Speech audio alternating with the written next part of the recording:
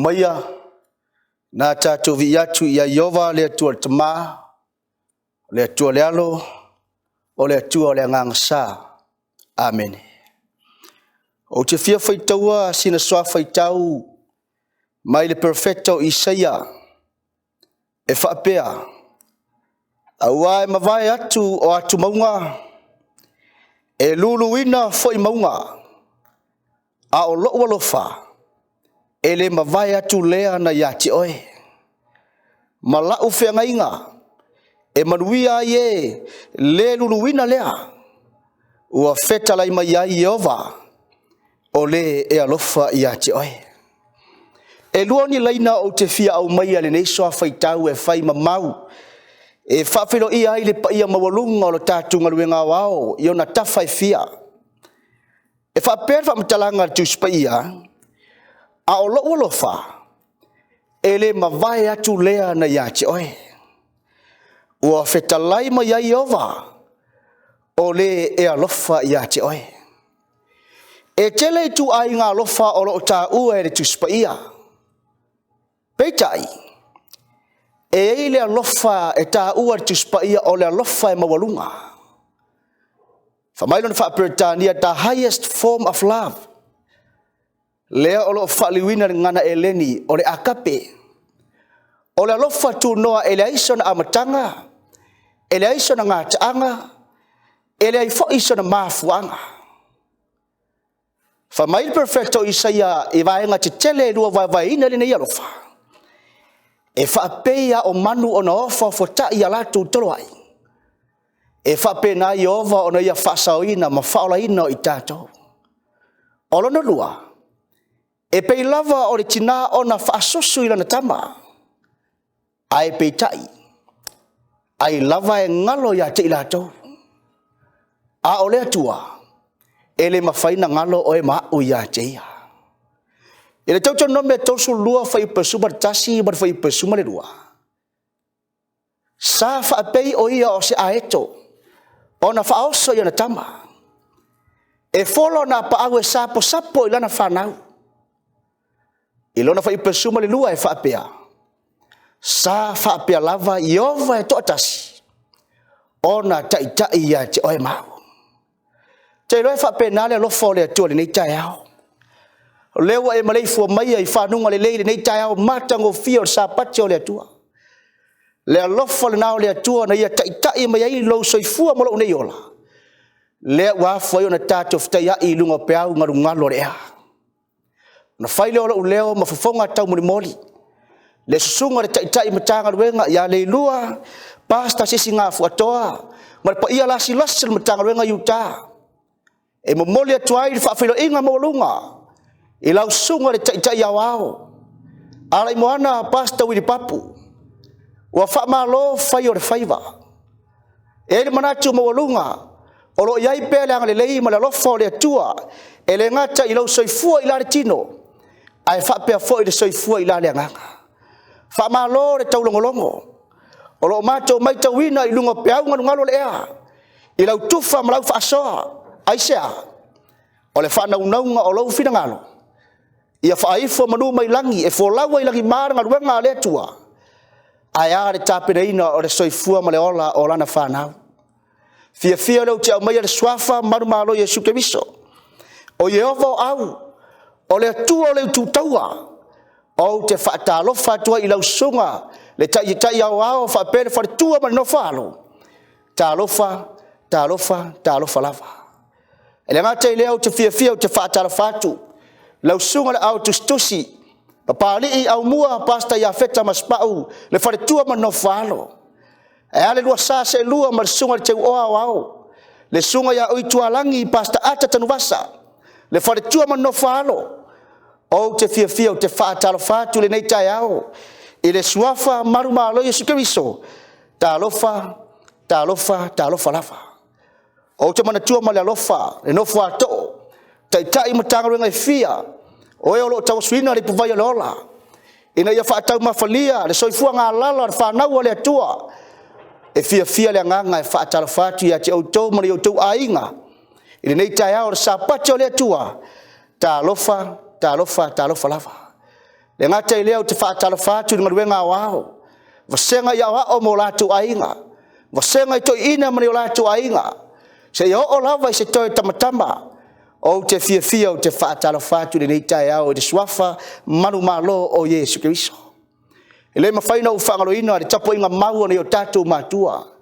O toi urutaia i te tono ngaruenga wao. Aso fitu sa motu o tasi. Whamalo i lau tau pito la au. O la au tau tatalo ma lau tau tualalo. E Afoa i ona folau ma manuia le ngaruenga le tua.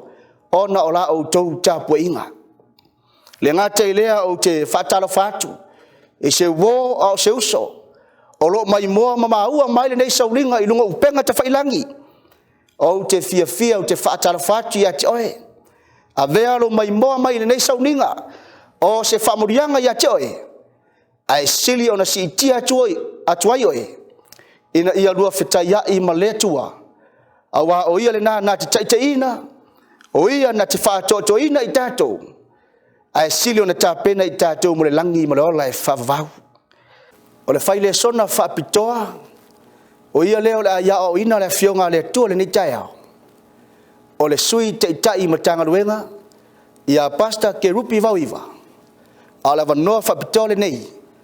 O la suia la utau Faafoga. I le vi inga o Sauniga. E le praise team a le matanga ruenga Iuta. Suafo Yesu. Amen.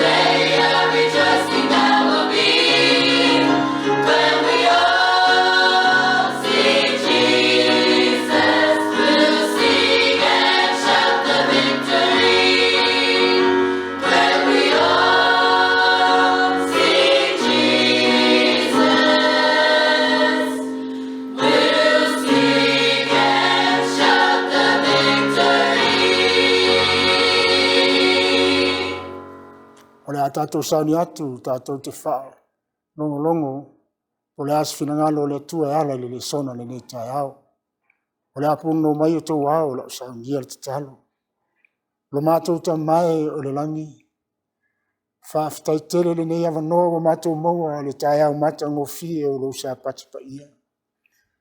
Ta maa o le mātou sauni e whaalongo po le asu finangalo mo i mātou. O le lau fio nganga pa ia fisoso ni mai. Ngata le lato Faafofoga, a o lau tau tala ia manino. Ia mātou loa lo finangalo, ma ia mātou muli e whaatino, a mātou tofu maua le avanoa. Whaatasi mai anga pa ia whaamole o mātou ole wala aulo lawa suafa Yesu. Amen. O lau whaitawina, Ni fai upu ma le tusi lea o Mātaio e se fulu ma le ono. A lona fai upu e se fulu ma le faa se iau atu lona fai upu e se fulu ma le iwa. Mai ona fai atu ai lea o Yesu, fai atu ona au so. Fai mai le fasile Yesu, se a se upu a tangata i a tau le ata li o le tangata po ai. Ona lato fai mai ai lea o le upu anisi o Ioane il Baptiso. A o isi o Elia, o isi o Jeremia. O isi fai mai o se tasi o le au perfeta. Na whaletalai atua i lea o ia ia te la taua o tau, Pese a sa tau upu. Ia te a upo ai. Fai mai o natali atua i lea o Simona Peteru. O whapea mai o oe o le keriso o le alo o le atua soifua. Tali mai ai lea o Yesu. O whapea atu ia te ia amu ia o e Simona Paiona. A wae le o stangata na ia whaari atu ia te oe. A o lo uta maa o le langi. I whai pesuma le walu mai o te whai atu ne ia te oe. O Peteru oe. O te atia e lau Ekalesia i lunga le nei papa. E le ma fai foi e fai to toa se oli o na manu malo iai. O na fai mai le vanga mo mua tato le sona le nei tai au. Wha matai Yesu i lo ainga. Wha matai Yesu i lo ainga. O le tāua ia o le whetalainga Yesu lea na tātou tuhu. Sa tō Faafofoga ia o whaitawina. Ina ua tali atu Petelu o oe o le alo o le tua soifua. Ai whai mai le talia a Yesu. Amu ia o e Simona Paiona. O wae leo se tangata na ia whaali atu ia te oe. A o lo uta maa o le langi. Whaamatai Yesu lo ainga numera mo mua. O le tato le sona le nei tai au. Whamele salamo se lau lua sumare fitu lon whai upo mo mua. A whai ele atina ina e i oval fale. E ngā lulu e fua i lātou o e atina. A whai ele leo ina e i oval e ai. E mata la fua o e leo ina. O le finangalo lea o Yesu i to tono se ainga, i to tono se Ekalesia, i to tono se unungali, ta maa matina. O le finangalo o Yehova po Yesu Keriso, i a whaaktangaina Yesu Keriso avea, o se matai i to tono le ainga. Finangalo leo Yesu, ia mauti noa, ma ia i loa le leire tangata. A whai le atina ina, i lunga o Yesu Keriso se ainga, whai mai e ngāru le fua. O na whawhetai lea i le tua, whawhetai le alo o Yesu Keriso, ua ia ofo ina mai ma whai atu ia Petelu. O te atia e la Ekalesia i lunga le nei papa. E le ma fai fai e fai to toa se oli o na manu malo i ai. A vai le fai upe Sefulua'i o le tusi lea o le Mātaio Sefulua'i o le fai upe Sefulua'i. Fai mai Yesu o te avatu fo i ati o e ki o le malo le langi. O se mea wa fusfusia i lalo la langi. E fusfusia fo i lea i le langi. O se mea o tatalaina i lalo le lalo langi, e tatalaina fo i lea i le langi. O le fisili o a ki ia wa ofa e Yesu i a Simona Petelu. Wa ofa ia i le li faola, fa mai o ki e lua, o le ki mua le anganga pa ia o le tua. Lua o a fionga po le tusi pa ia o tato faitawina, ma o wina ai tato. O i le fina ngalo ai Yesu Keriso, ati na e tātou le tari tonu le taita inga le anganga pa ia. Ai le ngata i lea, ia tātou mātahala ma tātou au ina lea fionga lea tua, o lona fofonga lea, ia tātou sāwa vale tusa, ma lona finangaro pa ia. Whai maila le peru le tolu lon whai upa sifunu ma le ono. Ai peta iane, o ke riso o le alo e pule i lona ainga. O lona ainga i tātou. Pea whai tātou te tāwhi mau i le whamaros. Ma le mita i le whamoe moe, se ia o le ngata anga. I oe, o Yesu ke riso o le alo le tua, a leo whai mai o ia o le pule i lona lava ainga. Le Ekalesia pele a le tua. O e tari tonu maaro lofa whamaoni le tua ma tausi ana polo inga. O ia o Yesu ke riso e pule i lona lava ainga. Whai mai o lona ainga i tātou. Pea whai, tātou te tau fi mau ma le whamaros. Male mita le whamoe moe, se ia o le ngata anga. Whai mai le whai upe whitori tusi lava lea. O le mea lea wa whetalai mai ai le nganga pa ia. O le aso nei a whai to te whaalongo ai, i lona si ufafonga. Aua le whaama a i o tauloto. Whaafitai le ofa mai Yesu ke riso. Mana Yesu ke riso a vea se tufunga i te tono a inga taitas.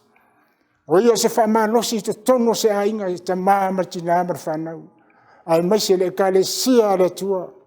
Lewa ofa mai o ia e pule i lona a inga. O Yesu ke riso e pule te tono le Ekalesia. E ao le Ekalesia po te tono se a inga. O na whaatino ina me fina ngalo i aile matai lea o Yesu ke riso. Fai mai le tusi lea, Matei o sifumatasi, non fai pelua si manawalu o upu e masani o na e Faafofoga mo whalonga iai. Le wala au pa ia ane matai ia te oe mao. O tou, ia o tou o mai a te au o tou uma. O e tinga ina ma mafatia ia venga. O au e malolo ai o tou. Ia o tou wamo ina ala wamo. Mai o tou whao mai a te au. O le anga malu ma le loto maulalo. O na maua le o tou o le malo longa. Mo o tou nganga. Mai mai whai upo muli whai pa tolu si fulu. A wai avengo fie la wamo. O la avenga foi e maa ia. Wala au Faapitoa le matai. Matai lo ainga, matai te tono se Ekalesia. O mai a te au. O la tau e tinga ina ma mafatia ia venga. O au e malolo ai o tau. O ani mafatianga. I wha mai, ma le vevesi, ma le pepesi mai. Whaafika uli ma whalawelawe te tono le mei soifuanga. Le whainga malanga le whanau le tua ne iwai teimo le tausanga. Ia inisi ainga lo wafaina nei mafatianga. A ua wala au Yesu ke riso le matai. Na ia tātou o atu ia teia e malolo ai i tātou. Aisa, mai ia tātou wamo lana venga. Mai ia tātou moina lana amo. Whao hao ia Yesu ke riso o ia o le anga malu. Ma le loto maulalo. O mea ia lua ufina ngalo ia Yesu ke riso ia te ema. Ia maua le tanga malua le ngata ilea. Ia maua le loto maulalo e ta lia ina ia fionga pa ia le matai o Yesu Kiriso. A wai avengo fie la wamo. Wa amo lo tau tala ia ilitus. Wa onga po fetalainga Yesu Kiriso. Tatou te maua ai le ona. Fina ngalo Yesu Kiriso ia tatou feo ai mafi avea. A wai avengo fie la wamo lana avenga foi. E ma ia. Ta ua lea o le matai o le luas fumarwha. O i o lo whamatala mai ai. Valo Yesu le whaatafuna ina o le manu. Pe tai ua o ina lata tātou le taimi whaamuta ai le nei o langa. O tātou iai le taimi o le ngata anga le soifuanga. O na whai maile le whai upu le fitu. A wae si le taua le tasi nuu i le tasi nuu. Ma le tasi malo i le tasi malo. O na o mai ai lea o le onge o whamai. Ma mafuie i le mea ma le mea. O nā mea uma o le amatanga i o puapunga. Amatanga i o puapunga. O tātou iai taimi whaingata, ai maise le whamai o pesi nei. Au whetalai ma popoa i mai le matai. I le matai o luas furu whalon whai upa sifuru ma le tonu. A o le tu mau. Se ia o le ngata anga, e wha o laina lea. A o le tu mau. E tu mau e muli muli e wha tino. Upu, po awhionga, po whetalainga lo tātou li whaola. Ua a vea o ia o se matai sili i lo soifua maloa. A o le tu mau se ia o le ngata anga. Po a le pesi mai o whamai o whawhita ule nei soifuanga. Uso tua whawhine tina tama tātou tu mau. Sa ili le tua ma whaatino lona whinangalo pa ia. Whai mai lea o le tulafono le lua, a le atua le soto e lua sifulu. A lona whai upu e wha.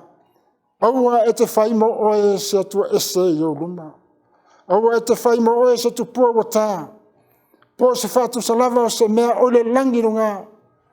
Po le sami lalo po le whanua lalo le sami. Whai mai aua. Foi e te au ona iai a wa o Yehova lo tua. O le atua fua. O le tawi atu whanau a mea mio le tonu. Yo la tau matua e o tupulanga e tolu ma le wha. O e ino mai atia. E iai le tawi Faapitoa le tua. Ia i la tau o e ino. E avea Yesu ma matai to tonu o la tau aina. E ino e tausi ma whaatino o whina ngalo pa ia o le tua. Whai mai wai ai le tawi atu ai. Tawi mai ai le whanau o le amio le tonu o la tau matua. E o le tupulanga e tonu ma le wha. Whai mai lo lea o le whai upu le ono. Ai o te alofa. Ai o te alofa i afe o tupulanga o e alo lofa mai atea. Ma tausi mai au polo inga. Fesili mo oe, fesili mo. Whamata o ato o toa lo tau singa tu la fono a le tua.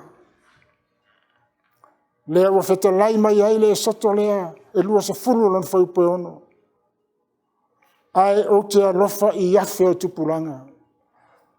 O e alo lofa mai a tea, ma tausi mai i a polo inga. Vaenga lona lua o le tato whiau le nei tai au. Mafuanga e whaamanuia mai ai le matai o Yesu Keriso i to tonu loa inga. Po to tonu ia te oi. Le Samuelu le lua sifumale, lua Samuelu lona matai upe lua sifumale tolu. A lona whai upe tolu. Ta ua ia le mele lo ta ua mai ai tusi lea. Whai mai na whetalai mai i a te hau le tua o Israelu. O le papa o Israelu. O whetalai mai o ia. O le ua pule i tangata ia whaia ma le tonu. Ia pule ma le matau i le tua. Mai ai le taimina sasi ai le au nanga ale au ona o Tavita. Pe tai o le taimina tau tino ai e Tavita lona tua ua ia ngasala. Whai mai nā tano ua whamanga lo ina e le tua lo se ma lau ngasala Tavita. A whai mai le moli mau le tua i le ngaluenga sifuru ma le tonu. Whai upe lua sifuru ma le lua. Ua o maua Tavita le ata li o Yese. O le tangata e tusa ma loo nei loto. Nā te whaia o mea umalava o te manao iai. ai la le taua o le fai upu lea e lua se fulu ma le tolu la fai tauina.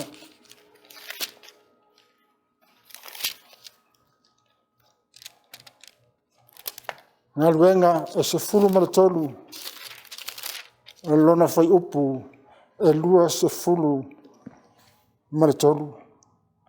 O le ainga o le nei tangata ua whaatuina ai e le atua ia Israelu le whaola o Yesu pei ona Faulafo eia.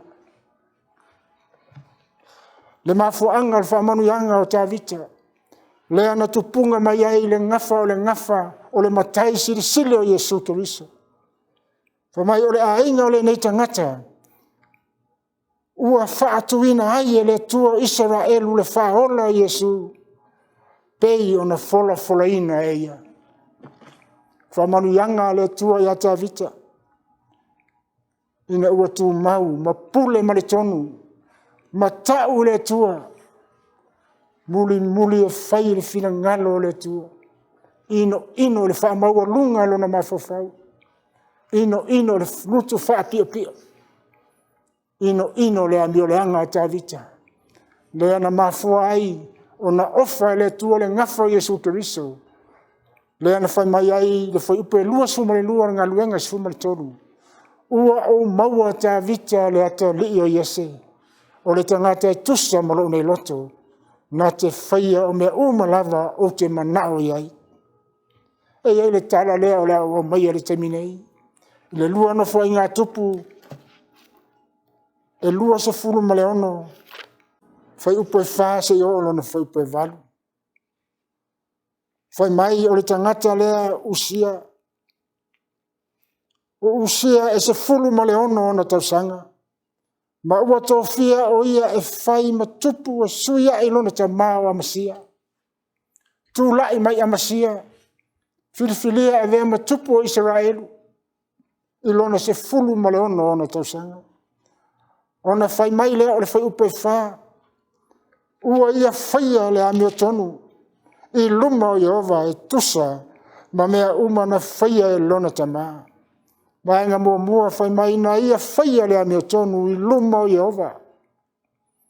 Mafuanga e whamanuia mai ai le matai o Yesu Keriso. Ule ngata na ia whaia le amio tonu I luma o Jehova. A whai mai ua ia sa ili atu le tua. I ona po sakalia. O le ua poto I whaalinga mai le tua. Whai mai sa whamanuia I ai le tua. Ia usia. Le ngata na whamanuia le tua. Whai le amio tonu sa ili le tua. Si sila mai le tua I le tonu le amio. Ma le pule o le tupu lea I tangata Israelu. Ai, se lea ia whamaoni le tangata lea. Whai mai lona tolu. Whai mai sa ia te ia le matau le tua. Le ngata I matau le tua e whai mai o le nei tupu e mafuta matangata mi o tua. Wheoai matangata mi o tonu. Wa atili ai lona malosi. Ma ua sanga whamanuia mai ai le tua I tupu le usia. Ua whamalosi mai I ai le tua. Le ngata ina whamalosi mai I ai le tua. Ai whai mai ua whesoasoani mai I ai le tua. Whai mai ua o atu rona longo I nuu mamau. Awa ua ma eu le whesoasoani ia te ia. Ua o ina malosi lava o ia. Se meza wa mene. Whamanuianga. Whai mai ua tupu tere le tamau a inga I le tupu nei. Se fuma le ono tau sanga na tofi ai. Lima se fuma le ua tau sanga o avea. Ma tupu to tono o Israelu. Whamanuia I ai le tua. Le lima se fuma le lua tau sanga. Aisa.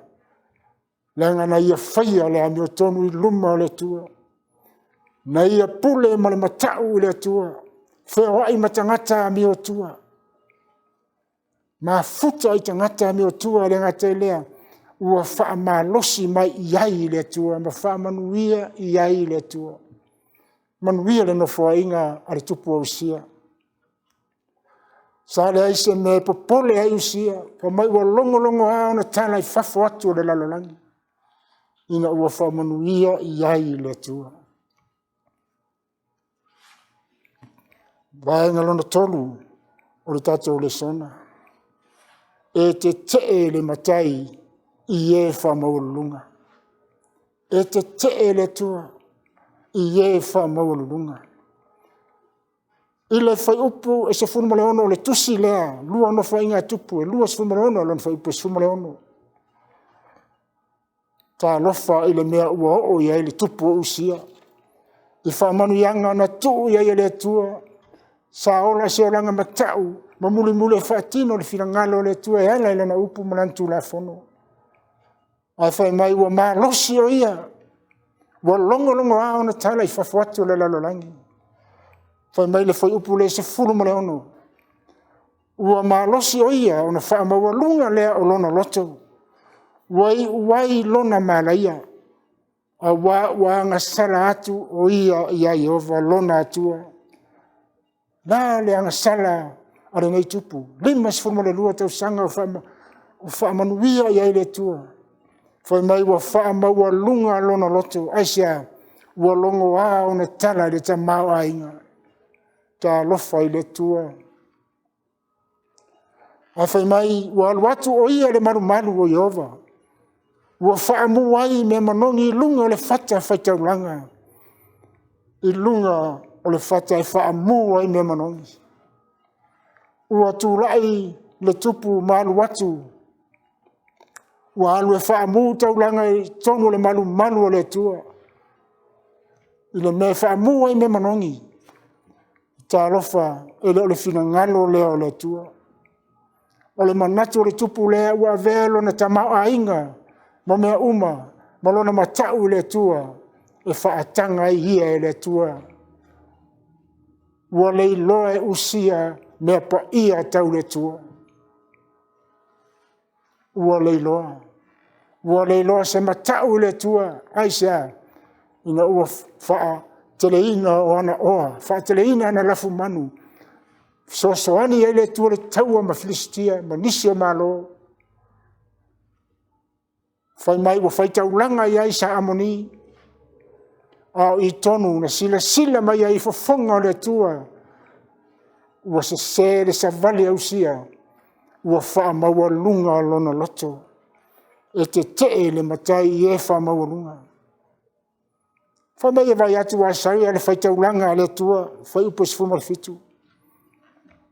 Whai mai o savali atu usia ma le taulanga e savali luma le mea whaamu ai taulanga. Whai mai lea ua atu atoa maisi whai taulanga I ova e toa varu sefulu. Wala tau saiva vali atu ma le loto te tele. Whai mai le whai pesu ma le valu. Ona lato te te atu ai lea ia usia le tupu. Ma whai atu ia ia te lea ia. You have no right. E leo sau fe au, leo sau tiute. E leo to fia oe whaamu me manongi.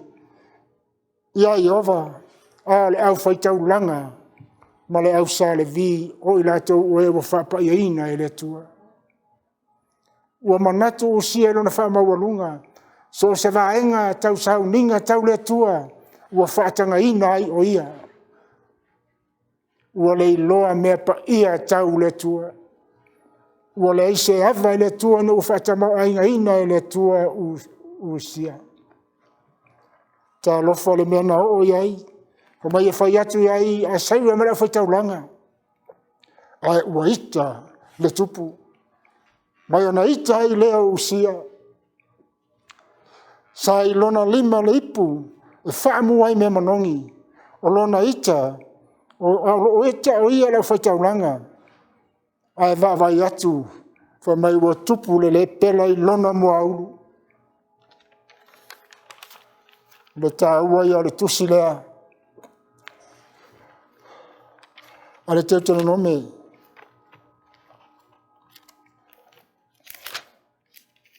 Teutana nome le se funu ma le fitu alon fai upe se funu ma le lua. La fai tauina. O le tangata foi na te fai se mea ma le whamaualunga. Ma le fia whalongo I whai taulanga. E tū I le mea e au auna ia Iova loa tua. Po le whamasino ia oti lava lea tangata. Ona e tu eseina ai lea o le leanga ia Israel. Whamai au tangata na te whaia se mea ma le whamawalunga. Ma le whalongo le whai taulanga. E oti lava lea tangata. Lea wa tātou ai. Lea wa tau mai le tusi whai mai e watu le au whai taulanga ta ofi mai. Aua ele o sau tiute lea. Pe tai wa sa vale o ia I lunga ma tamo whai le taulanga ia Iova. Whai atu ele whai taulanga a ita. Aisa whamawalunga lona lote wa longo a ona tala. I le telo le oa ele ngata I lea. I le mawalunga o le tūlanga ua iai I tō whinga wha le lalolangi nei. Awa ngalo ai le pa ia o le tua. Lau Faafofoga le nei tai au. Vai nei tupu le tu ai ngā winga ia te oe mau. O le whamanuia mai o le tua te tono o se ainga po se Ekalesia. Ai whaia mea ele tusa ma le whingalo le tua. Usoe o le whamawalunga lea. A leo toi lapata ina mai ma toi tau mai le unga le tangata whamawalunga. E oti lava lea tangata. Oti. Pa mai le whai upe lua se furu o le tusi lea. A le lua no whai ngā tupe lua se fumu le ono. Lona whai upe lua se furu. Whai mai ona lātou tuli atu ai lea o ia I fafo. O ia ua whata alise ona alu. A ua teia o ia I Iova. Teia I Iova. Ele I whasiotia I si tangata. Peitai. Ua teia I Iova.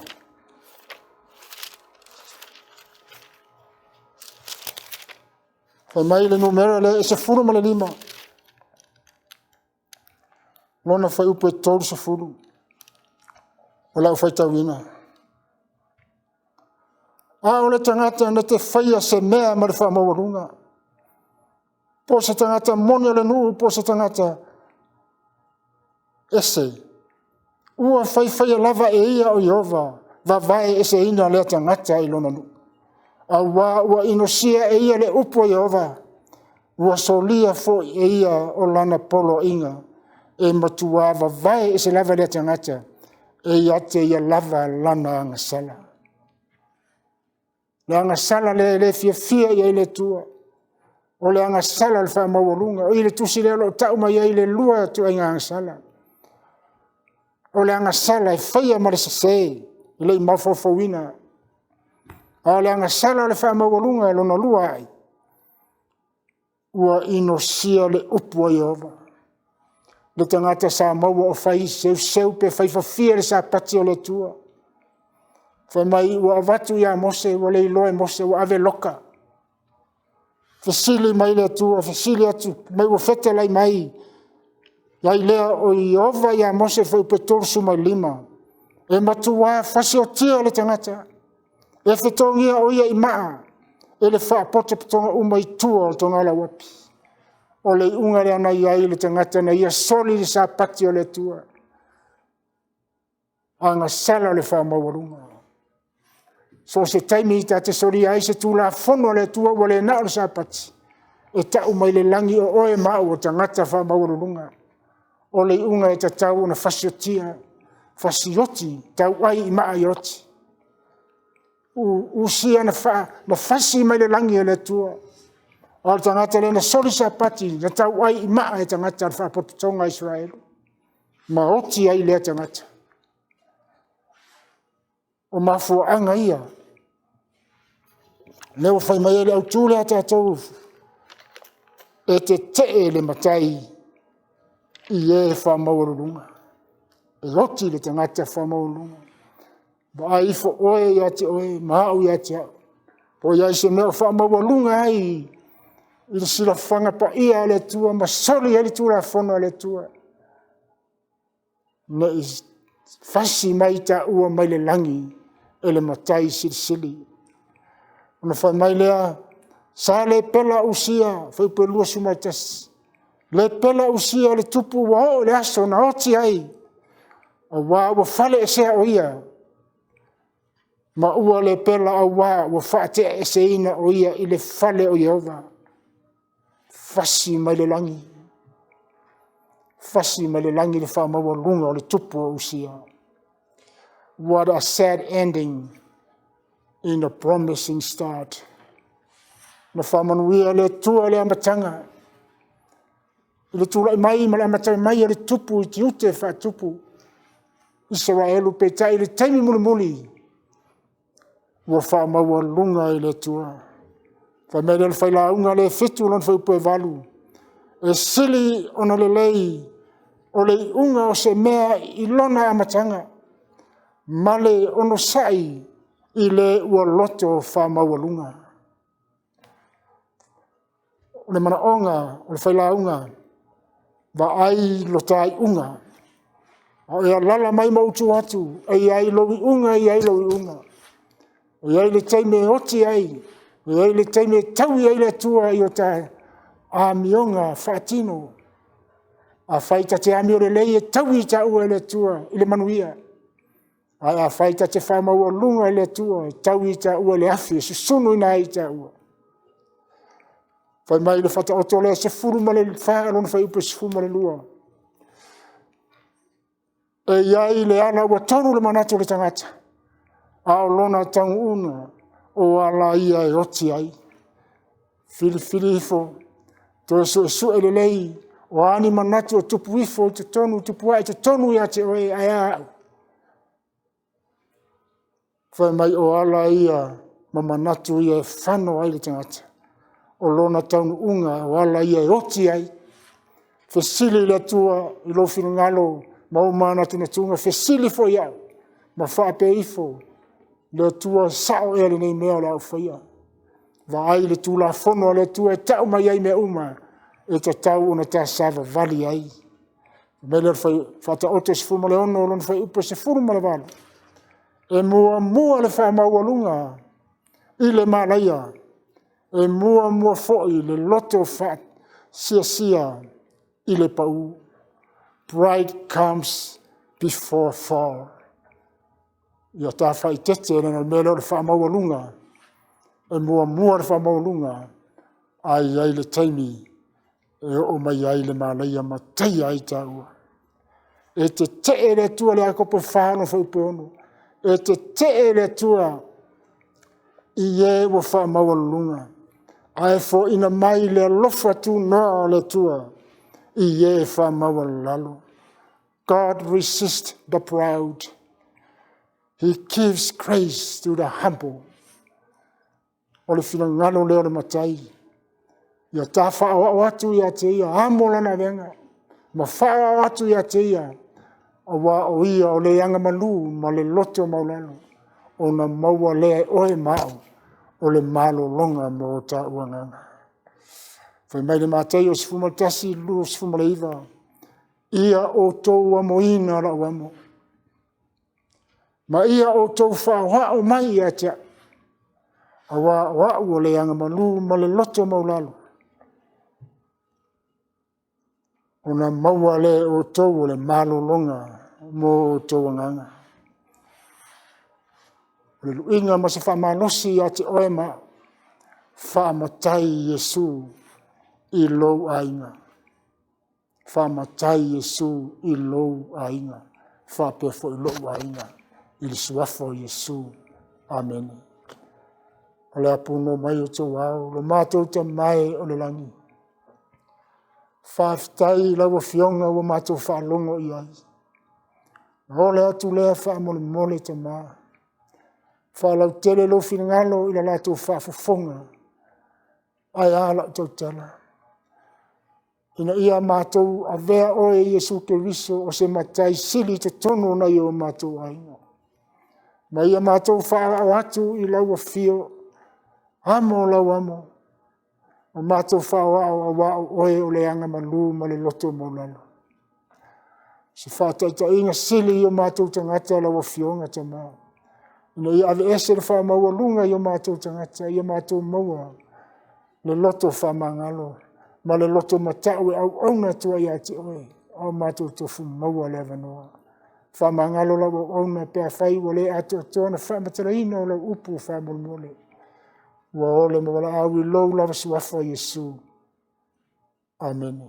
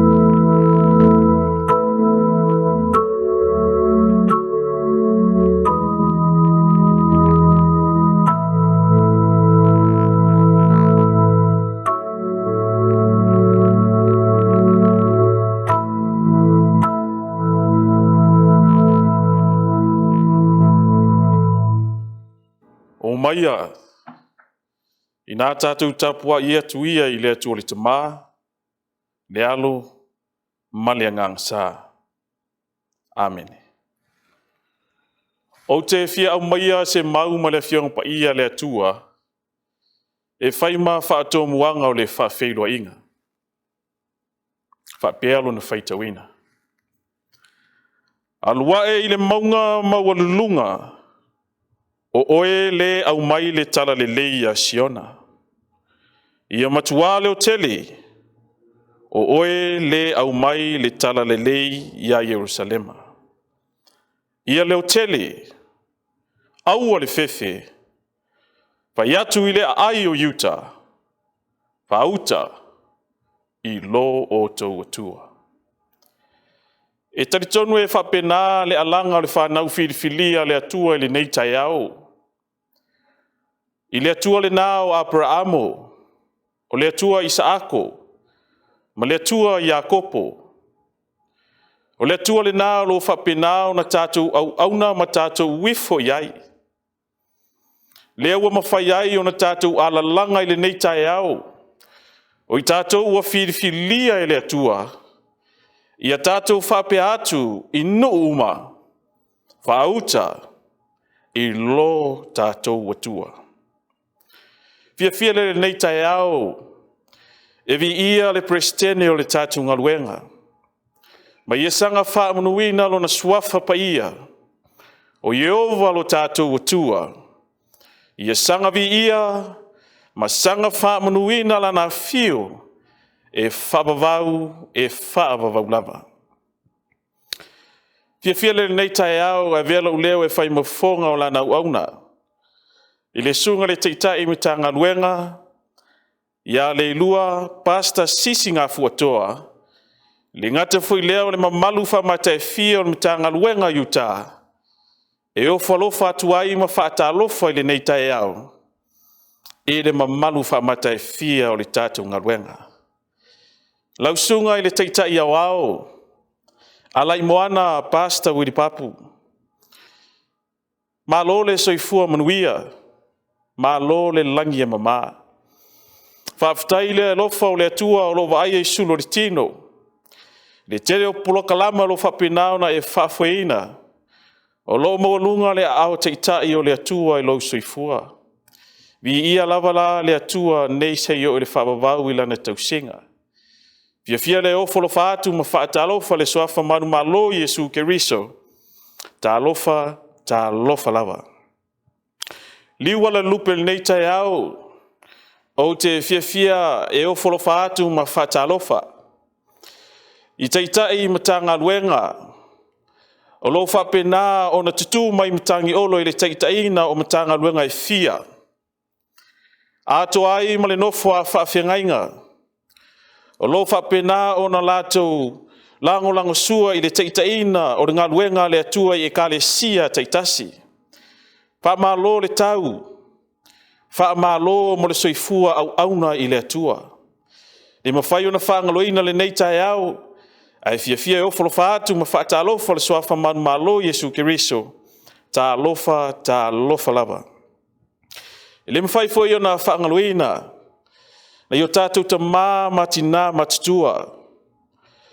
Lo lātou pito la au i le tulivaina o le whiau man ngā luenga le atua. A o alo whaiva ana tama whanau i le tauaswina o le puwai o le ola. Le ngata foi lea o le ngalueina o le tū le tino o le whiau man ngā luenga le atua. Wha maa loio o tau tiute le nei tai au.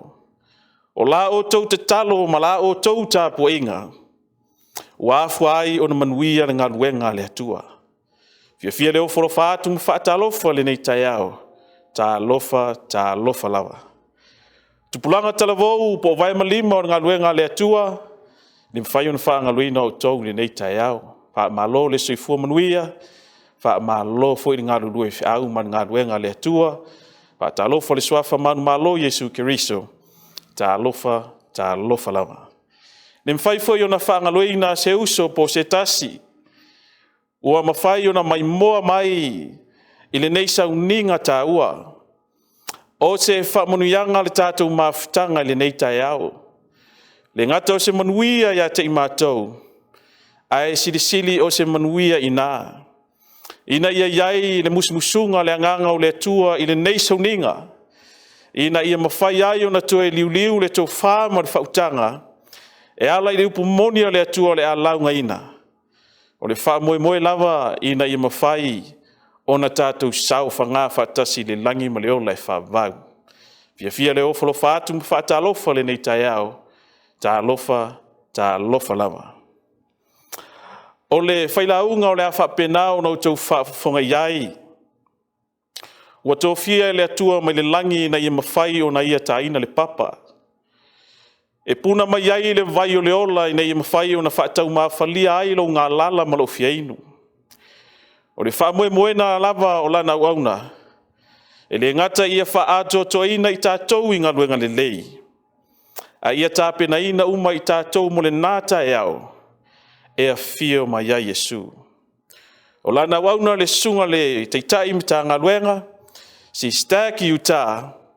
Leilua Pastor sisi ngā fuatoa. O nau Yesu. Amen. O le Jamie taua fule nei mo Sefulua'i ma taulanga.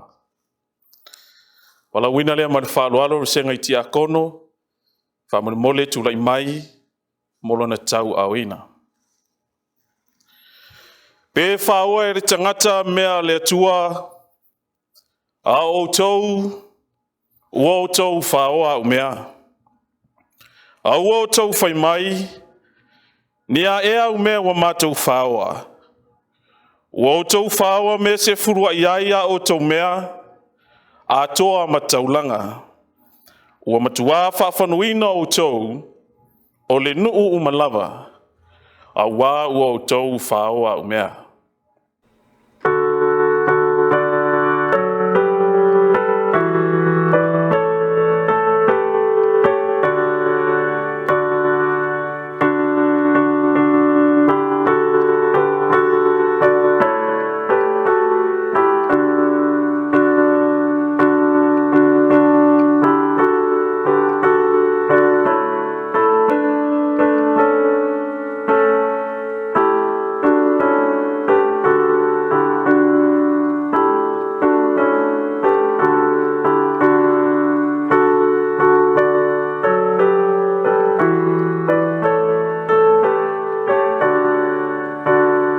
Malawina ma le whaaloalo tātou o fia, whaamulmole, o le a tātou Tuitoga, ai se itu ina mai Sefulua'i ma taulanga, molo na whaapa ia ina. Ina au maia me Sefulua'i ai au tau mea umalawa i le whale tuwai mea, ina ia iai me ai lo whale. Mai au tau tofo mai a tia ule nei mea, ua whetalai mai ai e o mo au. Pe o te le to ina pupuni le langi mo o tau, masa sa atu le manuia mo o tau, ina se ia silisili o na tele.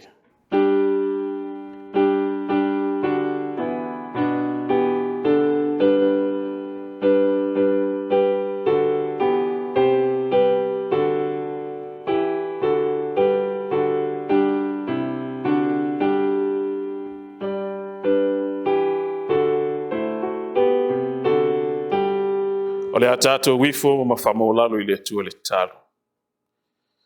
I o vau aue lo mātou tupusisiri ese o fio me le langi. O manuia sa mātou maua le nei vai aso. O la ua fio ia lo mātou watua. Peitai o le nei tai au o mātou whaia e tusa ma lau finangalo. E le ngata o le Sefulua'i o le whia ngainga lea ma lau fio. Ato ai ma le taulanga, e whailoa atu ai lo mātou walo lofa I ati oe lo mātou utua. Ona mātou whaafitai lea I le nei vaenga o le Sapati. Ona loa au whai vavenga sa e whamanuia mai ai a te I mātou. Le mawhai ai ona mātou whaameo le nei tai au pe mātou te ngungu. Awa mātou whaapea I fole oli ma le fia o mātou tangata. Whaafitai tele lo mātou otua. Pitau o mātou ole lau o fio lo mātou tamā. Ina ia iai lau whapaianga.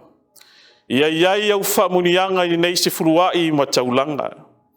Le ngata I au ngā le atina ina o lau whe au mlau ngā luenga I le tūle tino.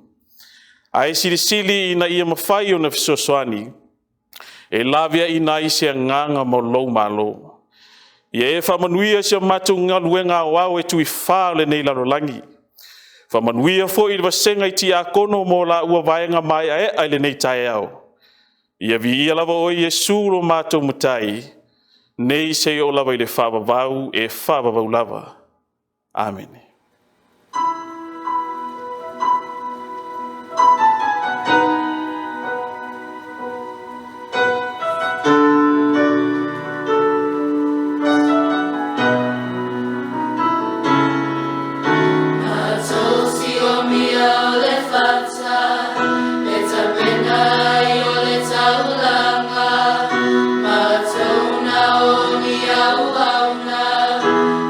Naomi,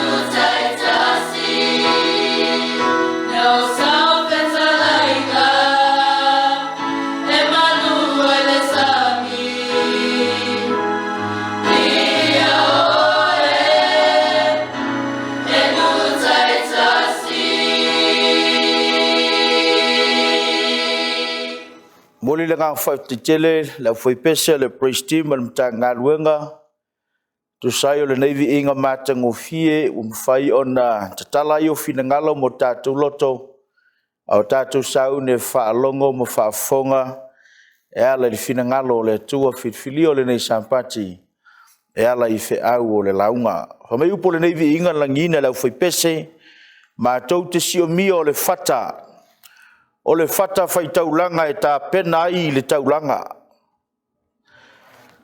Mātou na o ni au auna. E mana o mi ai lo mana ta ita inga. E ala ile nei Sauniga a o sii o mātou lima. E pa ia lau whaatau tainga. E ia le tautunungo le loto ma le nganga le Ekalesia sa mua tutotasi. Iso se fata fai taulanga, iso se atunu, iso se matanga luenga. So se mai mo mai, ma mua mai le nei tapo inga ma le Sauniga o le Sapati o le tua. Whapena se langono le nei tai ao. Leo tātou o I taimi o le Sauniga pa ia o le tua. Sio mi ai le fata fai taulanga. Wa e pa ia le taita inga ai ova le tua. Wala u whaia le tātou Tatalo. Lo mātou te mai o le langi. Ao no whaatari lau Ekalesia o ao e ala iso fina ngalo filfilio le nei Sapati. O le lea ngang saia fio mai lau fio le nei tai ao e te launga o mātou whalongolongo. Mātou o lea ngang pa ia se e pa iatu, pa ifo, pa iane ma ia e pa imaia. Te tala I fina ngalo moloto e le ngata lau Ekalesia o ao.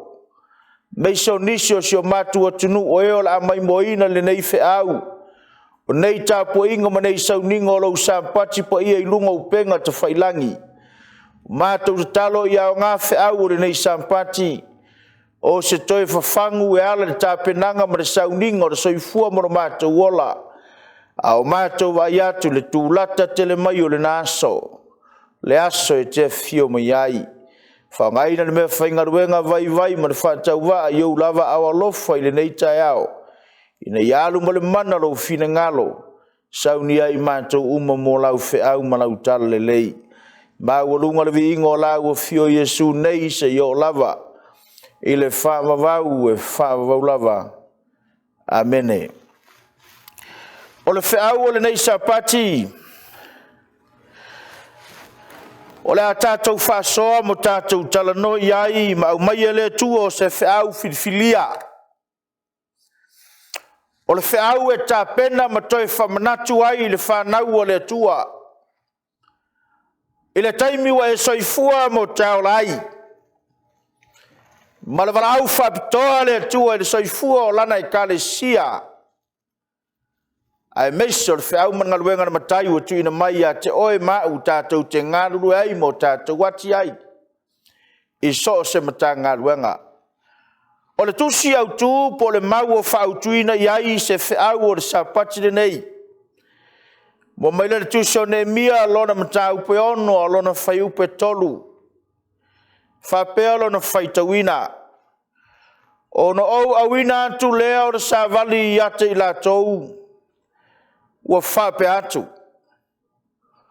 O lo whaia e au le ngaruenga tele. O tele ma whaia I o no arifo. Se ale mea e tu uai le ngaruenga I lo tu la whai. Ma arifo I ate au tau. Te loa wa le masino I le sila ma le Faafofoga le Ekalesia. Ma lau ke misiano le nei tusi ma le nei mataupu.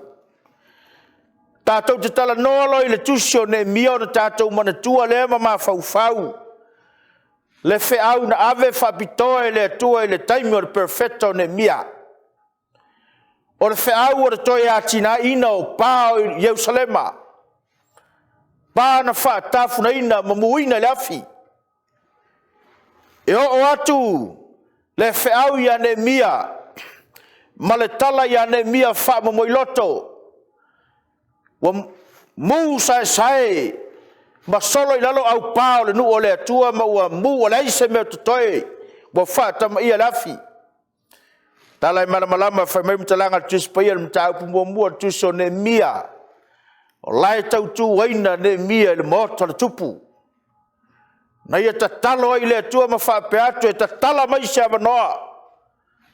O se avanoa e mawhaio na o toi fo'i ai o lau whanua ma o lau elele. Ina ia o toi atina e o pā o whaatafu na ina le afi. O pā o le aipa ia ma le nuu filfili o le atua.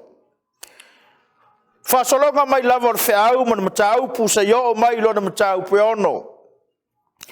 A sua mai whaitau i le autua le mataupu e ono e whapea lo na whaitauina. Ua tau tonga fiti pea e nuese e wha lave pea i le ngaruanga. I le mataupu e wha, o le mataupu e wha na vevela ai le taunga ma vevela ai le fausiei no le pā. A o ngā lulua e pea le whanau o le atua o tangata o le nuu o le atua. Ma le wauna o le na whirifilia le atua e atina e pā.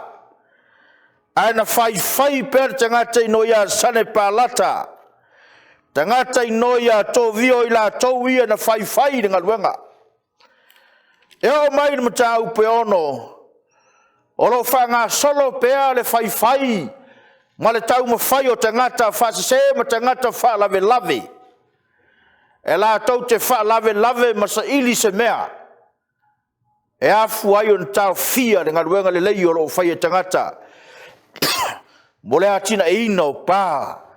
O le ai filfilia ma le ai whaperpelo le atua. Whamailan whamtalanga tuspa ia. Wa tau tonga fiti pea e nuese. E la tau te sa ili ai se me wha lave ai ringa ruenga. Wa wa ai atu tangata o nuese wa tupu ringa ruenga ma wa mnuia ringa ruenga. No la tu tau ma whai le sa ili ni tonga fiti. O ni mea le anga e wha lave ma ono tau fi ai. Le fausia ino pao le nu o le atua ma ngā lulua tangata. E toi ati mea na wha ta funa ina. E ala ili mumu sai o lafi. A sua mai whai tau wha mtalanga tuspa ia. Wha mai o le atu tasi, atu lua, atu tolu, atu wha. Sa yo ile atu lima o na sau le lawe ai. Sa yo ile atu lima na sau o wha mtalanga. Na umai o tuse moli me tangata nuese. E au mai lau auna le atua leo o filfilia. E perfecta o ne mia. Ina ia anuatu. Ai whai mai le talia ne mia le tai au nei leo le au mai se whea ua tōn Sapati nei. Ono awina atu leo le sa vali ia te ilatou, wai ilatou. Latou io sane pālata. Tovio ma tangata ingoia nge semu. O la ua rapi. Na mamoli no le whea uma whape atu whamtalanga le perfecta o le atua. Ia te ilatou ua whape atu. O lo whaia e au ne mia. Le ngaluenga tele. O tele ma whaia ai o no warifo. Se ale me tu ai le ngaluenga i lo tu la whai. Ma warifo ia te autou. Esa le taua ia te au le tali ala auna le tua.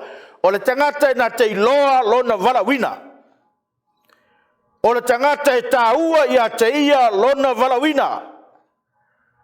O le tangata e taua ia te ia o lona tiuti. O le tangata e taua ia te ia o lona whaiva. Awa e tele ma tele niso tangata o le Ekalesia. Whai ngō fia na la Afoa o na whaiva. O na tiuti o lona tafi. E au le wha mua le me le te tau na wha mua. Ai whai mai le tali la auna le atua le na filfilia le atua. E le ma whai o na utu la Afoa i le ngaruenga. O lo whai e au le ngaruenga tele. E le ma whai o na utu la Afoa ia le ngaruenga. Ai o aruata e whamalia o tau manao mo tau langona. E le ma whai. Bai tau mai e le Ekalesia ma lau Faafoga le tai aole nei. Pa sua mai whai tau mo tau pue ono. Sau tasi le laweai, sau lua, sau tolu, sau wha, sa yo i la tulima. E le ima whai le tangata. Wai lolo na valawina na fitfilia ele tua. Ona la fuai ona faiva.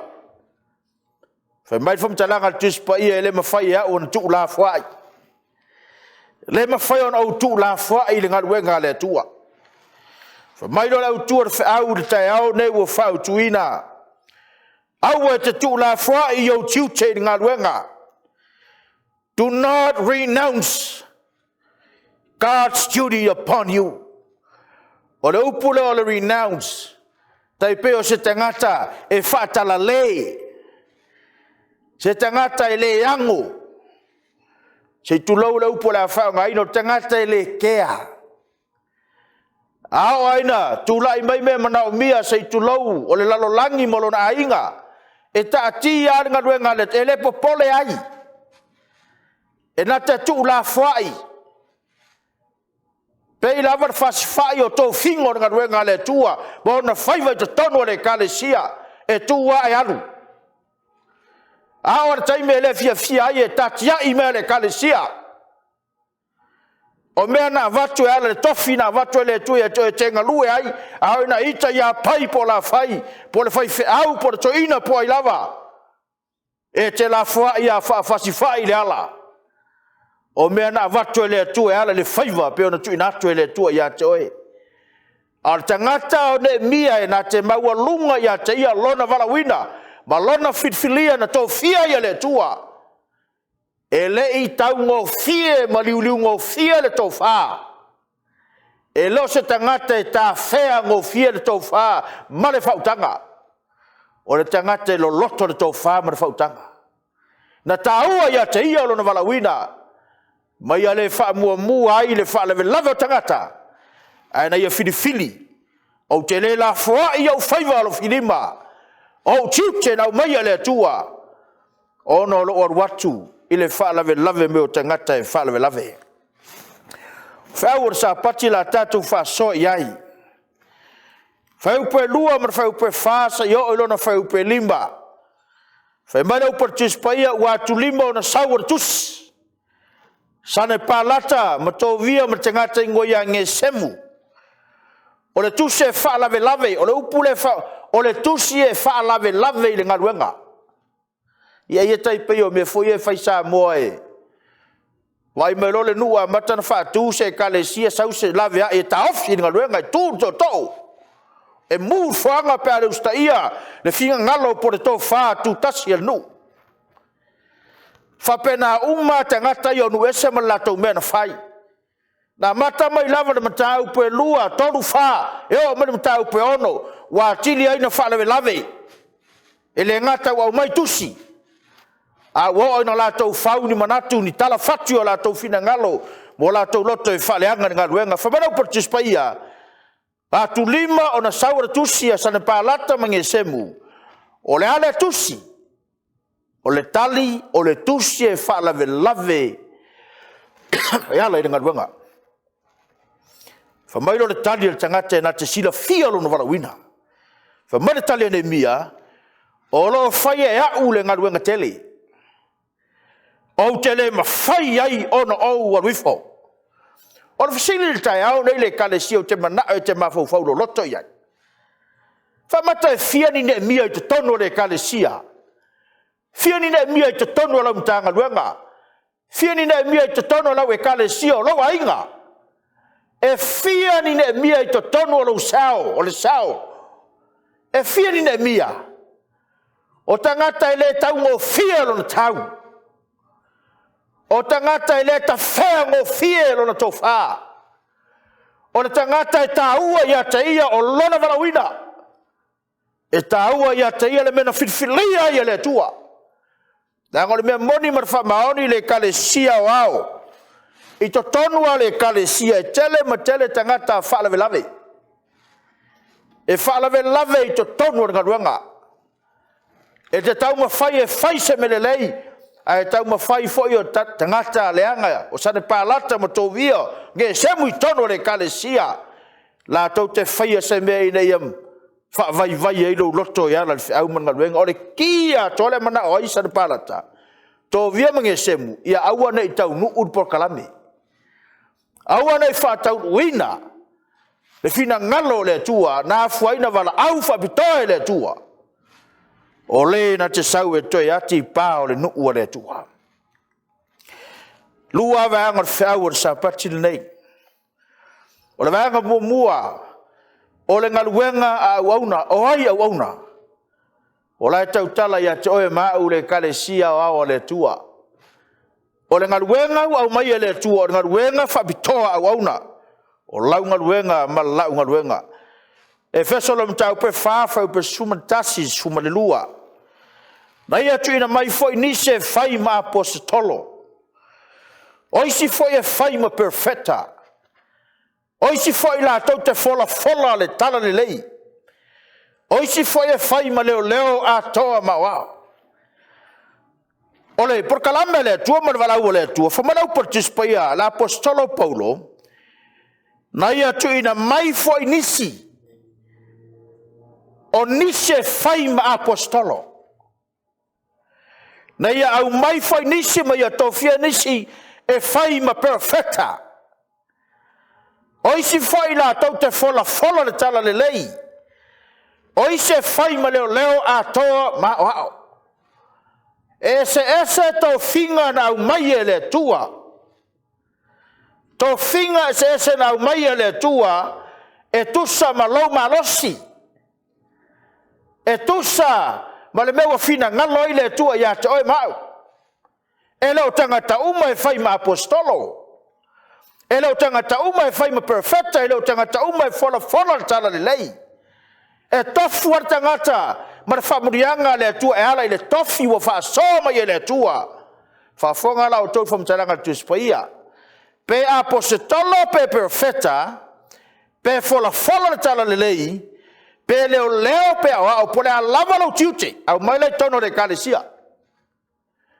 pe te taitai a o ngasa pe te taitai au talavau por societe tia kono alii por tia kono tina to ina pe tia kono o le lava lo tiute taitai so committee o le te wino le malu so se me te faia tona ngaluenga le tua o le ale tofina au mai le tua ia toi Faafoga la o tofina ngalo le tua fai pe sumalua o le mana onga le tua na laina o mai le tofi ma le faiva ia toi fai pe sumalua ina ia faatoto ina ai le au paia faatoto ina ai le au paia o ai au paia o ila tau o ena to tofi faapitoa le tua Famana participaia ina ia faatoto ina ai le au paia. O lau paia o la tau tala i le Ekalesia. O lau paia lau filfilia le tua o oe mau le te lala mai le tai au nei le te Faafofoga mai lo leo. Ina ia la tau faia le ngaluenga au auna ina ia tina e ai le tino ke wiso. O lona winga le Ekalesia o le ale faiva po le tofina vatu le tua pe o fe au na mai le tua ia ne mia pe ona ia fe au Sapati nei o le tofi ma le faiva o ne mia na ava ia le tua o le ngaluenga au no fitfinia ia le tua ne mia e sau e taita ia le nu o le tua e toe ati pa na faatafu na ina ilafi taluaia taua ia ne mia lona valawina ma lona faiva na mai le tua ia te ia mangaluenga au auna ele i mafai tangata falave lavi ele i mafai tangata fa tele mea ma fa tele tala ele i mafai tangata loto leanga ma tangata leanga no lato ave selo na mafau fau e ala i lona tiute mo lona faiva leanga e taua le mafau fau la auna por perfecta le tua o ia tangata pa ia no finfiria faatoa le tino ke riso e ale ngaluenga o na ati na e le tino ke riso fa pena foi la o ma ule Ekalesia le tua e le mafaina atoa le ngaluenga o auna pe a fai tatou te reo mai e fai alo faiva mo faiva e ati na e le tino ke riso lana Ekalesia ngaluenga au auna mua Faatotoina hai le au paia. Lua ia tina e ai le Ekalesia a le atua soifua. O le alau mena fai tono la mtanga luenga ma lau Ekalesia. O le luinga le au le tai au le nei. Fai lau faiva marfa maoni e pei o ne mia. Fai lau faiva marfa maoni ma le lefe fo iai. Ai te fa maoni pe i lau faiva ma lau tiute. Tusa po ai tangata e whasanga tau i lau ngaruenga. Ai fai lau ngaruenga e tusa le wala au o le tua. O lau pule o le atinae. Sau ma lau whapetani e ta ua o le formulate. To formulate God's church. Formulate is to create a strategy or come up with a plan or idea. Toi mafofo titi ale Ekalesia le te aone. O lau walawina atinae. To formulate God's church. O le upula o le formulate is to create. That's the second o le upula o le develop. Ringa ele fifilia i tātou ele atua just to maintain the position. Ele fifilia ele atua just to maintain the church. Na tō whia i tātou o laungaruenga ma laungaruenga. Whapeo ne mie ati le pā o lona lea ma lauina. Ma lana lea ngaruenga. Au laungaruenga ma laungaruenga. To create a strategy o au wala is ese monui ai ngaruenga le atua. Plan, you come with a plan, come with idea. E online ngaruenga le atua, tosi fio tau le Ekalesia. O reu pule o strategy, ele ase sega mele. Mero tanga te fusu se tulau. A ruatu nei fusu nei faya ina. Na saula to tam faya to sa ili nisi strategy bo nisi awala. To suya to game plan. To suya awala lan ta alo to ta alo ai. Ine ma faya na to manu malo ine si ta longa. E fa pena uma lan fa uma de Ekalesia le tua.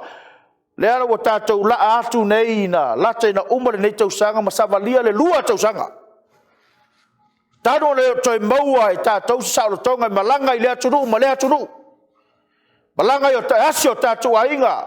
I le tu ma le tu e meso tatou atunu sa mo. Wala toi maua e tatou le nava no. Ona ma fuanga. Wa mata no tatou ia le taimi fai o tatou loa le taimi fai. Wa vai o tatou mata le telo me tutupu. Ina ia matou ia te me te vai ato le aso a to le mu a aso le la se laule le velo le la. Ela apoa le aso a to e sausiti munga malosi. Po se asio sio po se fa. Po ala au malolose mausalio la to wa langa ilunga pa ala vai. O le fiside te fisidi, ai se are mafuanga o neimea, le aso le lai le aso, ai lata ina uma le aso sau timunga, emo le wila pāwhai tini tōwanga le langi. O ia wha matala ia te tātou, wha manau participate ia, wa o ono le nā turo mea o le planeta. I le fia whaalia leo le mea lilo la miranga. Ai se ale Ekalesia. Wa ia o loina whaalia mea lilo la miranga. Wa tātou wa o le taimi whai iwe umai le whai ngā mea le tangata ma le atua ma le planeta. Wa o ono lane nā turo mea le planeta. Ai au mai le whai le atua le tai aone. E te whasiri mai mawhau, le ngā ruenga au auna, launga ruenga ma launga ruenga. O le alau mena whai tono le Ekalesia. Le asau meu whai. O lau whaiva ma lau whaiva, na au mai le atua, to formulate God's church. Create strategy, plans, ideas to develop, to keep on moving forward, to develop not only God's church, division, church, families, o lo ainga. Ina ia ti na e ai, o lo ainga e tātou te whaia le ngaruenga awauna. Ha ti na e le tino ke riso lana Ekalesia. To develop God's work, remain. Lua ko ni tolo mta upe fafe pumbo mua. Ole mele matou te le fa vai ai. O I matou wa iai le nei faiva ina ua lo faina I matou. Ole upulo le develop God's church. Remain ringa, to remain, to keep continue. Develop. Atina le tino ke viso e tangata e ta le ni avi le tua. E ya te la tolu to mai ya tieringa ruenga le tua. Ya pi e tau ta alo fai mamango this time. Fa mai fa le tua de te au nei. O le mele matou te le fa vai ai matou o yele nei fai va le fai va. O le fai va ina ua lofa ina o ma le tua. Le Ekalesia tele ma tele tangata. O le memonia marfa maoni o le taimia te whaale tonu ai ma o whaale tonu ai lau tiute ma lau whaiva. Nau mai Faapitoa le atua e tate ngā lulue ai. E le whawhainga tai le atua na o mere tangata le ta Faafo tu e whailau tofi. Tu e whailau tiute. A o le whaiva na au mai le atua. Ina ua lofa ngia o e maue le atua. Ma au mai le atua le nā whaiva yante oe. Kāre mtau mo whai upe valu. O lea ea, iona lo mtau mo mua lon whai upe valu. Siri tangata. Ia iona ina ua maua. Tu oile vili ia iona maua tangata wafuai no o mai ele wha Mashaun vasa. Ona siri lo tangata la uva ia iona. O lea ea lo whaiva. Faafoga te whamtalanga tuspa ia. Whaingaruenga leanga. Fesiri e tangata o le alu whaiva. Feta sauai, feta saunu. E Leilua e tangata. O le au waa na mafuanga na o mai ai le wha ma matangi tele. Aisea, langa o la iri tangata la i tonu I o tangata na sola. Tangata na vatu e le tua le wheau e le ave watu sola. E ala ufsida tu tai au ni le Ekalesia. E intangata masola sola I tono lau Ekalesia ma lau mtanga luanga. Pe I o tangata lo iona. O lai a te ia le whaiva. O le whaiva na tau fia Faapitoa e le atua, ma wala wina Faapitoa e le atua. Na vatu e le atua ia te ia le whaiva. O le whaiva e le awa whau e whaola ni never a rotu sola. Mai maura taimi na alo whangia e le atua e whaftaina te awe e le atua le awa noa. O le fsiri foi na te fsiri le te au nei. O le alo whaiva le Ekalesia SISDAC. O le whainga luenga le anga. Filipi lon mta upe lua lon whai upe lua sifuru ma le lua suma na tansi. Awai leo ia te au se ma te loto whatasi. E nā te tausia whamaoni me manu iai o tau. Awa e sa ilia I la tau umma la tau lava mea. E leo mea ke riso. E iai tangata whape nai to tonu Ekalesia ma mtanga ruanga. E aise e tau wati na ngaruenga ma tau wati na e le wheau mana tala leia le tua. Ai aisi a o lai ai pupulo loto e whaimelo na inga mwhamalie lo na loto. Tosi fio tole upuna le tua na leina whai le tua e kitiona e toa tele nu. Mai le tua whai atu nu aiwa fefe foi. E rei umatu tala kitiona ai foi le telo tangata. Tosi sida mai le tua na e toa tele nu. Ave nu de vai. Tofo de vai. Tangata inu e toeto ma tangata inu whao. Fini mai le tua le tolu se lau mai le tua. O le tolu se lau na. O te tu watu e ulimbo mitiana mo fili. Ape na le wheau le au mai le tua le Ekalesia. Sina fia le tua e toa tele tangata. Whamem talanga la apostolo Paulo o wa e leo ia te au se mate loto vatasi. E na te tausia whamaoni me manuia ai o tau. A wae sa ile I la to uma la tau lava mea. E leo mea ke riso Yesu lea. E fia ni tangata whapena I tono lau Ekalesia ma lau mtangalua. E aisia sa ili me manuia inga ruenga le tua. A lai la vete sa ili e oe au mea. Ala utala le fa tia ele Ekalesia e te fiu e sa ili yaumea. E maua me yo lima. Ai pei e fafau i le tanga e pupu solo. Aisea. E leo iai se fa murianga le tua. La ngore upar tuspa ia. Wai sa ili le tua. Le ma lo le tua malana mi otonu. O mea uma fa mai e le to ese le tua. Ai fa o popo mai e le tua ia toe. O manuia. E ala i lo le ngalue le tua e ngalue le anga. Ai te whaia le ngalue le lei. Au na le lei. E la tau te ati ya e le tino o Keriso. Luar ko nito lam tau pe ono lon fau pe tolu e o fau pe sefulu. Faafoga lau tom fai tau natu. O mātou le tui na atu se me tase e tau sua iai. Ina ne i tau le anga ina le ngaruenga. Ao mea uma lava ua Faafeiloaiga mātou au na le atua i mātou. I le ono sai tele i le puapua ngā. Ngaruenga au auna le anga. Ele atina e le tino Keriso ma fa maoni. Ele faia ma fa maoni o lona faiva, ma lona tiuse. E na tele tausia fa maoni me mon wi ai de ngaruenga le tua. E sa ini yana lava mea. Ai fai mai fa wa le tua de ngaruenga. E le tusi o Korinto fa matala i ngaruenga au auna le leia le tua.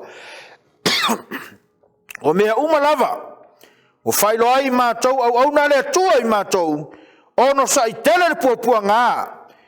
I le malaia ma le atua tuvale. Mora so taimina tango le whaitau ume lalo mai oilalo. O lo wha matala ai. O mea i lo ai le au na le lei. O a whita auri. Pe te whaia toa tasi lau tiute. Pena o e whaia. E te ono sa i le puapua ngā. E te ono sai le wha atu waleina. Langa o oio lau auna le lei. O le au auna wa filfilia Faapitoa e le atua. Whaitau lan whaupe walu man whaupe iwa le tusi na tātou whaitauino ne mia lon tau pe ono. Whaafonga la o tau whamtalanga le tusi pa i e whaatino ina ma le whaauau o ngaruenga le anga tangata ia. Wa umona la tau whaia le mea. Ono mai lo lewa mai le tala wo avelu. O lo fia mamalu. O lo mana e fa e oi, o po fai e tangata. O tau ma fai e fa le anga le va ne mia ma no. Fa mai lo le tali ne mia fa upe valu ma fa upe iva. E le ai mea o fai e pe o ia mea o e fai mai ai. E se futau o la fionga le tu te mana te fai tau iai. O tau fai tau ina atu manino malama o mele au mai. Wa tusi ai fai peono, wa tusi ai. Wa longoa mai nu, wa fai mai ai foi o nge semu. Wa e manatu o e masai tae fau. O le mele o e ati e le pā. Ia fai o e matupu ia te ila tau e tusa manaiupu. Sau faleanga. Na fiu le au mai tusi e le aruatu. Sauro marfaleanga. Wa to fia foi e oe profeta. E tala ina oe i Jerusalema. O lo fa pe atu, o lo fai le tupu a yuta. O le a longo atu i le tupu e tusa. Mai aupu. O le nei i nā sawi oe. Ma ia tā fidi fatasi. Mai lo fai upe valu. O na ruatu ai leo lau feau ia te ia ua wha pe atu. E le ai ni mea ua whaia e pei o ia mea ua e whai mai ai. E le isa mea ua whaia e tusa ma mea ua e whai mai ai. Tai pei o le mele na tupu tātou malo sa moa. Whaftai le tua ua maua le tātou whainga malo.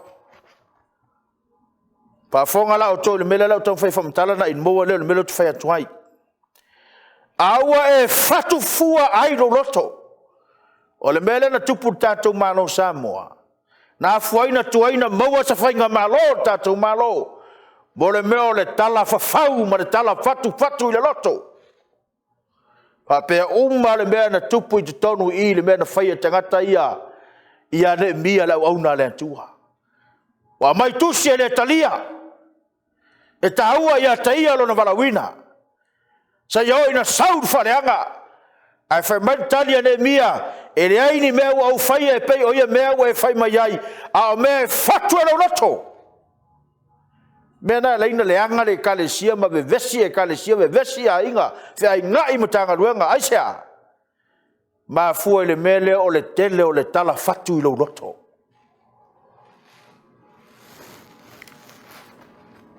A whai e te loa fatu tala. A le whai sau si tie fatu e ni au pese. Wo o tātou le taimi e le tauna toi whalawe lave le istangata I leola au no le istangata. Tātou wo e le taimi e tū to tasi ai le tangata e ale le wala au le tu e tā pena lona nganga o lona loto o lona mafau fau lona loto I whala o lona inga. A wao na tiute. A wao le o tema mao le asa e fio ma Yesu. E fia ni tangata sa ne pā lata ma Tovio mange semu I tono o la mtanga duenga. E lātou te whaia o tala fatu o lātou loto. E whaaleanga ai e ngā lulua I ngā luenga. E whaaleanga ai lau tū lai I whiau. E whaaleanga ai le whiau o le tua. Ma le tala le lei o le tua. Kerupi Vaoiva. Awana whaamatau I lātou uma ia te mātou. Whaamatau mai lātou ia te mātou o whaapeane. E whaavaivaia o lātou lima I le ngā luenga. Ina ia le whaia. O le malaonga toa nau tangata whalewe lave I te tonu o le ngaruanga. Ina ia le whaia le ngaruanga le atua au mai le atua. Malaonga toa nana mana o isane pa lata ma Tovio mange semu. La tau te whaia le auna le atua ne miha. Ina ia le whaia. Vai lá o tau le Ekalesia. Me foi na le tupu tono le Ekalesia. E aise tau mo fai e faini me le lei e manui ai ngā luenga le tua.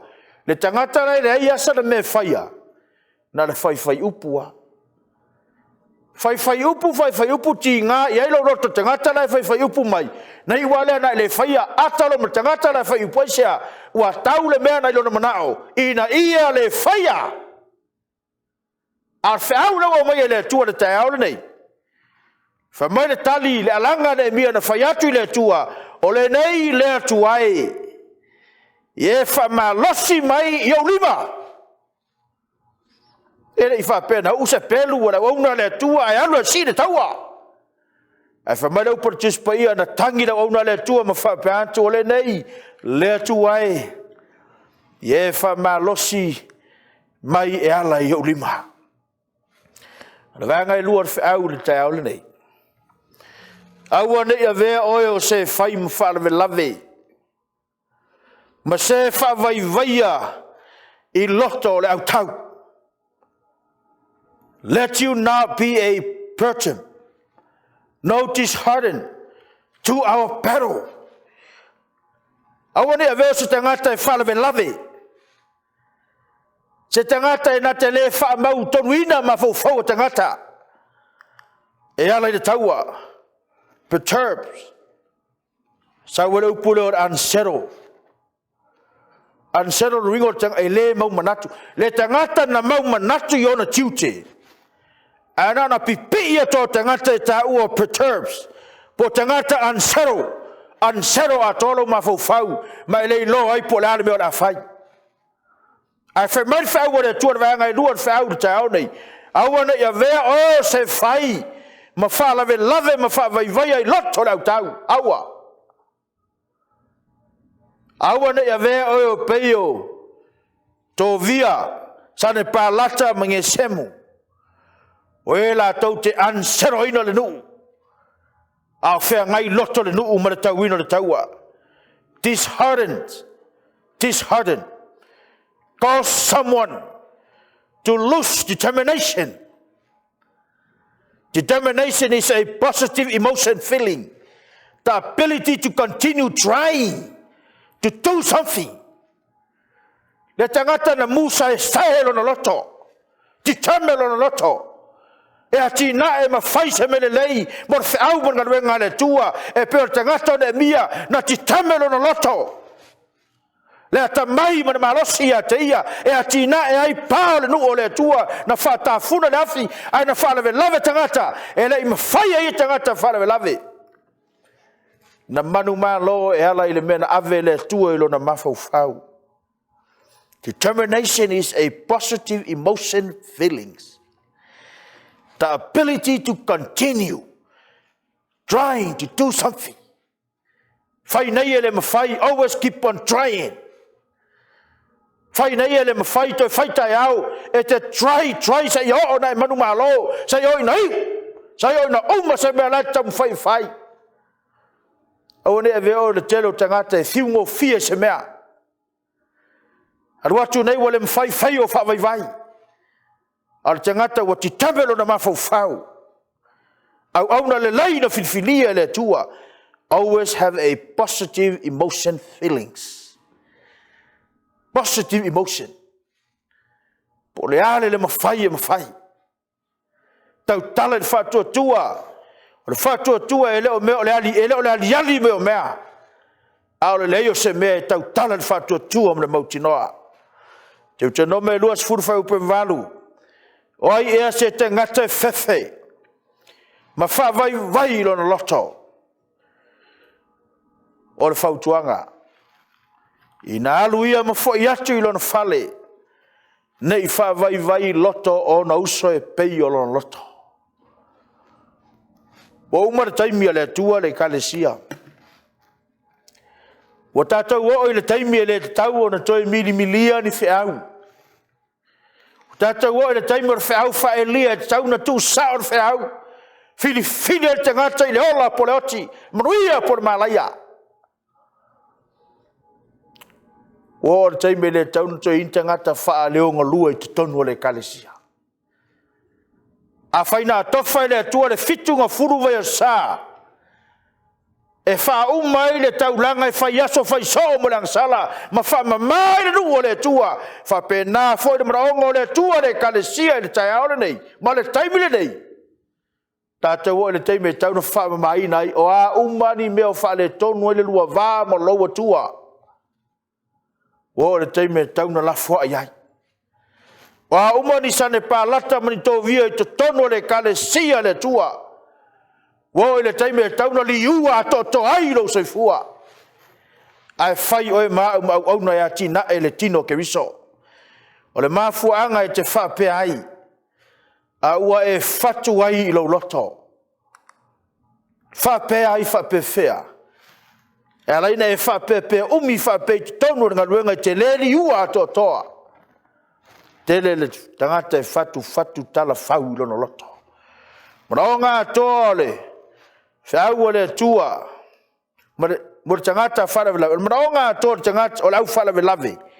I tono ngā ruenga le tua. Whawaivaia o lato lima.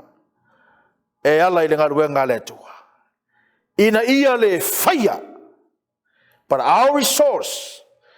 Whamalau pone mia lea tuae. Whamalosi mai iau lima. Ina ia o tau ina ai le taua. Le Ekalesia le tua man whiau le tua le Sapati nei. Wo nei le taimi e tau na faafeiloaiga le sane pālata ma le Tovio ma le gesemu i tonu o lau Ekalesia. Le sane pālata o le agaga o le sane pālata. E ita pae vaai atu si tangata e whaia se melelei. I to tonu o le whiau ma ngaruenga le tua. E tau ma whaia la lomi o i lalo. Ia ia tai pei o le me fui lele whamai Pese. A misiluki o le alo le atunu. Tātou sa moe le pei o seina vai atu le seina o tau pa ule seina le watu to e apo i lunga. Au tātou sa moa. A vai atu a matan tamunuia sa moa. O na watu le utau mwhai e soni lalo. Whapena uma le angango le sane pālata ma le Tovio e whamatwhi au le tai au nei. Wa tātou o i taimi o le Ekalesia, munimuli o le tua, wa tātou na Faafeiloaiga le sane pālata. Wa tātou na whaasao le Tovio ma le gesemu. Le to tono o lau Ekalesia. O le tangata o lo iai le anganga. Ai vai atu e tam fai e fai se me le eita. E fia. So vinga ele mana e te fai se me le eisa e ai le loto leanga. Tau e tau sau nanga te o ai telen sau no te o. E lua me e se tangata ma le Ekalesia le tua. Mua loto leanga lua o le tangata e na te leta le tonu. E masalo salo no loto. O le tangata e leta le tonu le upumoni ma le feaua le tua ma le taimi o tai ai.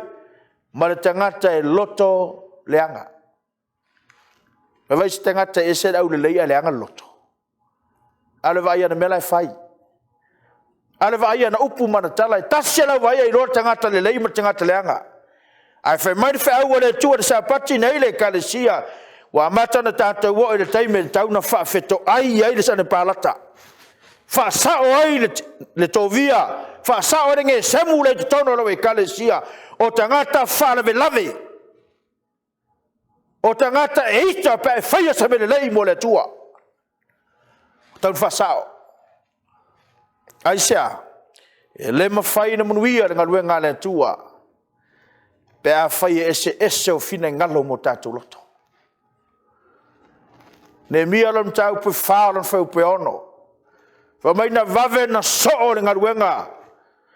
A wasa loto lava le nuu le ngā luenga. E manuia le ngā luenga. Ma tu ma le lea feaua le tua le Ekalesia pe a whai e tutuso tātou loto. E le aisi sane pālata ma se Tovio ma se nge semu tono le Ekalesia. O tangata ita pe a whai a se melelei e vi ia ai le tua. Tau ma whai le se awale lolomi ai oi lalo. I aua nei manuia lo wala tau ma whai. Se ale mea e te tu uai lo whaiwa ma lo tiute. Ona wa e tu ma e tali tangata Faulafo.